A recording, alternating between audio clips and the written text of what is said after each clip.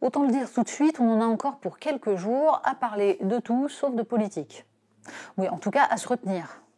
Jusqu'au 10 avril, l'égalité totale de temps de parole prévaut, de telle sorte que n'importe quel commentateur sur n'importe quel plateau de télévision, dans n'importe quel studio de radio, est prié de ne surtout pas citer le nom d'un candidat parce qu'il risque de déséquilibrer toute l'antenne et qu'il faudra derrière rattraper.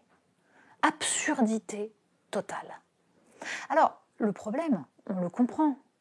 À chaque élection, on nous fait le coup. C'est un scandale, cette égalité des temps de parole, et on est obligé de citer tous les petits candidats, c'est ridicule, etc., etc. Sauf que le problème ne vient pas du fait qu'on soit obligé de citer les petits candidats. Qui, d'ailleurs, décide qui est un petit candidat? Les sondages?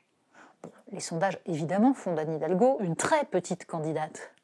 Mais au nom de quoi doit-on considérer que des gens qui ont un programme, qui ont travaillé, qui se présentent, qui sont élus, qui ont aussi des élus, devraient ne pas compter? La question est celle de l'offre politique. Sauf que cette règle d'égalité du temps de parole vient éviter le risque qui serait celui de l'effacement total de gens qui ont pourtant obtenu de façon tout à fait légitime leur signature et donc le droit de se présenter. C'est donc bien une question de pluralisme qui se pose. Parce qu'il n'y a pas de pluralisme spontané, naturel dans les médias, parce qu'il y a bien des candidats reconnus comme faisant partie du cercle de la raison, et les autres qui seraient ridicules, qui seraient illégitimes, eh bien la puissance publique rééquilibre. Le problème est de savoir comment on le fait. Actuellement, la règle qui prévaut est que le temps de parole des candidats et le temps de commentaire sur les candidats doit être parfaitement égal, quel que soit d'ailleurs le commentaire, qu'il soit positif, qu'il soit négatif. Et là, on se dit que peut-être une application un peu intelligente et souple de la règle serait pas mal.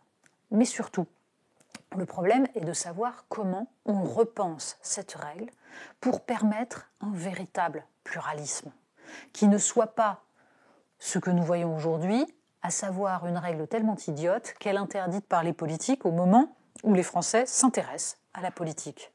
Ça nécessite un débat en amont.